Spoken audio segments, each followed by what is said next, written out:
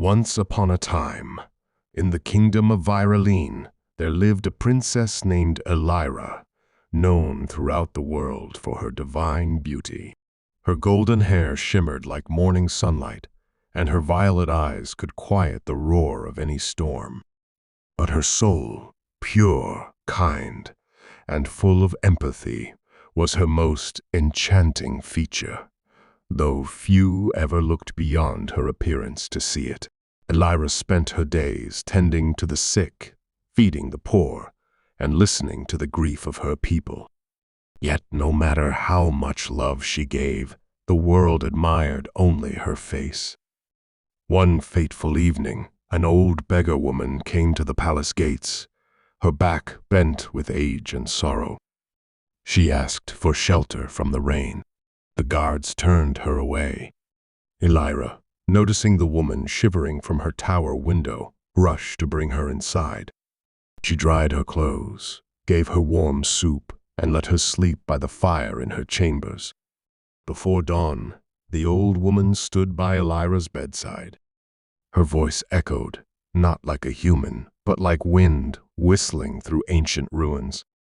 "You have a heart purer than the springs of the north, but your beauty blinds the world to your soul.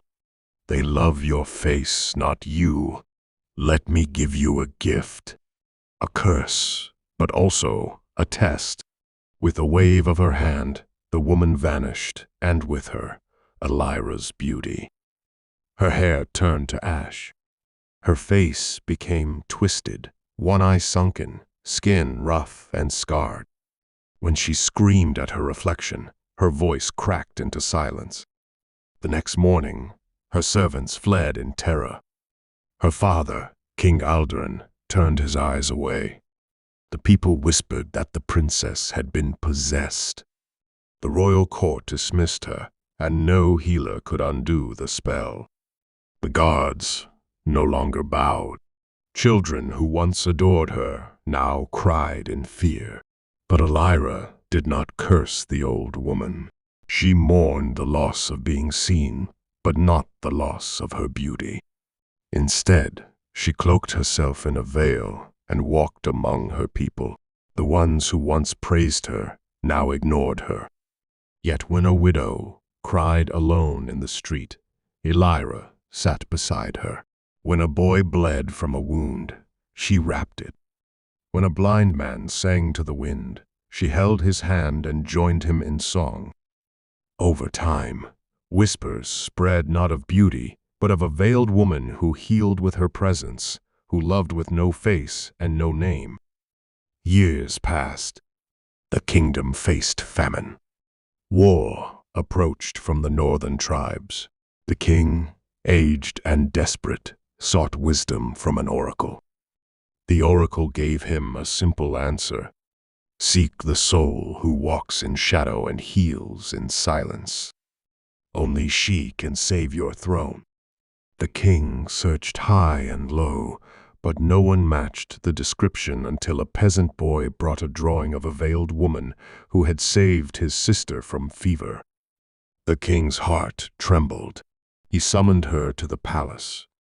When Elira arrived, cloaked in gray and humility, the king fell to his knees, weeping. "Daughter, forgive me.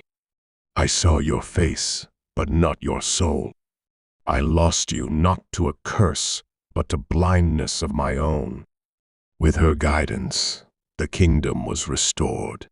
She spoke, not with royal command, but with wisdom earned from sorrow. Her scars became symbols of courage. Her voice, though quiet, became the loudest in the land.